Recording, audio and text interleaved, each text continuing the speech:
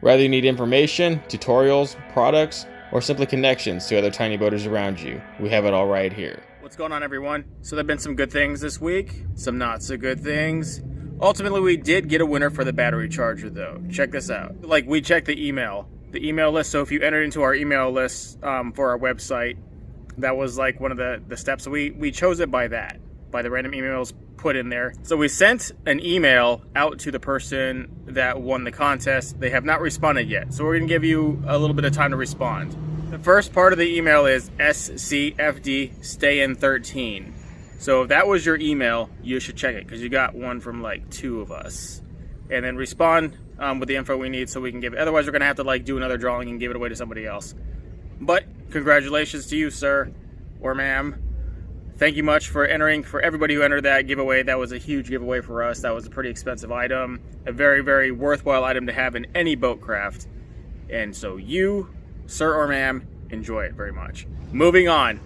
Here's what we did to start the initial gutting of the V18 tracker. Unlike the other tracker, which is an absolute nightmare to gut, this one had some pretty pleasant surprises. You may be very surprised in what you see and how well built this boat was from Tracker. Check it out.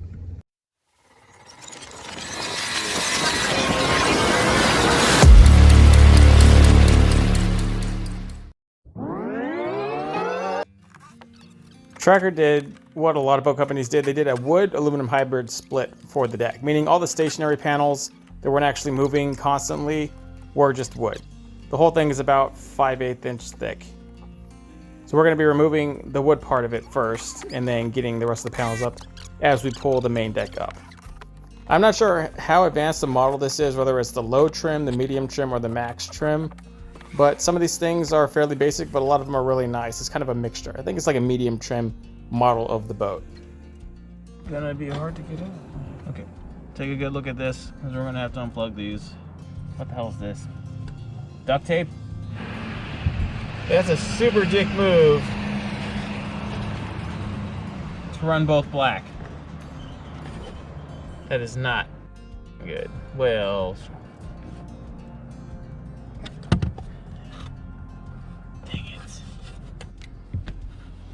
I'm just gonna mark this like this. There are some interesting secondary mods made by all the additional owners of this boat. It's 2. Oh, look, we can. Oh, it's got a drain too. That's cute. Look at that. It's all bent and crusted up. Okay, look at that. Okay, there's a wall here. Nothing we can't handle. I like. There's the foam layer. It's got pretty good layers of foam down there already.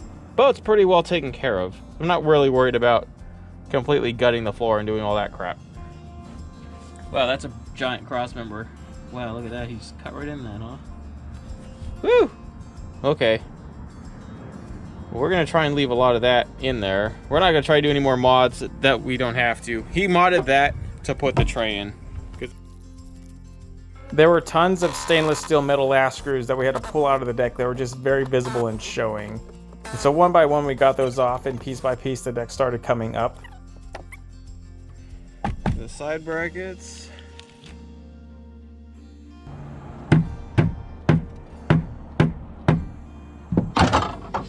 Alright. What does it look like underneath? Fairly robust, fully boxed frame. Not too bad. This is a waterproof compartment stuck right in there. That's like a ready-made waterproof compartment dropped in there by Tracker. That was their version. So this did have a watertight hatch among everything else that was kind of just a free void. I think the carpet's gonna come off very good. We'll do some minimal refinishing with an orbital sander there to stick the new stuff on. Most of the carpet that was inside the boat was ready to get out. It had just been done. I don't know if it was contact cement or commercial adhesive they used to put it in there, but it pulled off fairly easy. Later though, the harder part is getting all that glue off, and we'll show you how we do all that. One of the bigger problems was the subfloor I'm standing on right now is going. You can physically feel it flexing and going. And then right in here it has its own little subfloor. which is treated plywood. And that was common practice back in the day. I think they either use different treated plywood now that doesn't corrode aluminum, or they just use something completely synthetic. But this thing has got to go. We got to replace it.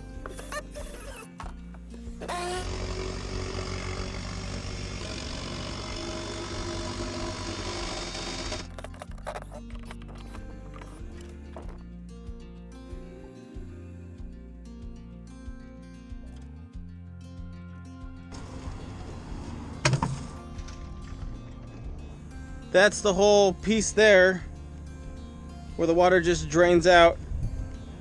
And this is like a subfloor. There's foam even underneath this spine section. So there is foam there. There's just a big gigantic drop where all the water can collect and go out collectively. That's pretty smart. And all these panels here, why these are aluminum, these are pretty thick aluminum panels. And all that underneath there is foam. Same thing for the other side and the front up here. Underneath all that is foam. It's got a kind of a trifecta with a nice drain panel, and even underneath that panel is foam. It's like a welded panel that they slotted holes every foot or so to have bleed outs for the foam when they poured it. It's pretty good. Pretty well made boat. Back to this frame. It's a good frame, nice and solid, like 1/8 inch thick aluminum tubing. It's just meant for a very basic and simple deck.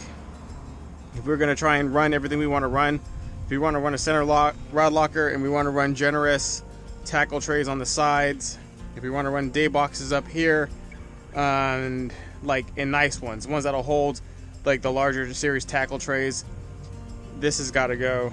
This is a very robust frame, but looking at the way the boat is composed, I mean, we have this wall here, which is very nicely put together and well. We keep the back wall. That's the most important thing. We don't do anything to the back wall.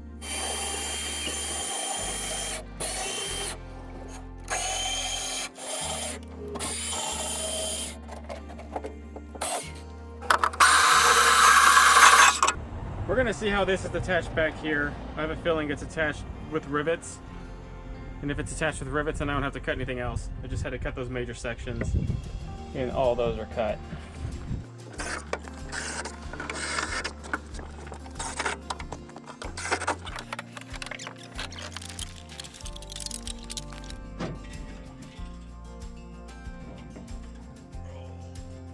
What I'd like to do is give this boat an all aluminum floor, and in order to do that, we're gonna go ahead and give this 0.063 aluminum subfloor.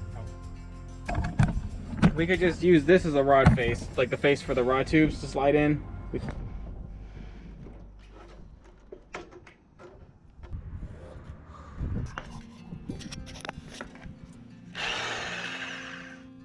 Normally Bauer are just single-use DIY tools for like the average at-home person who's just trying to get through like one DIY job.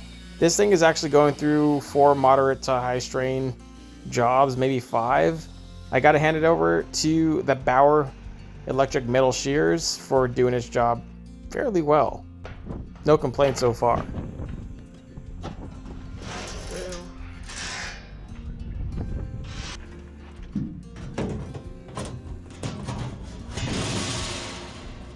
Sweet.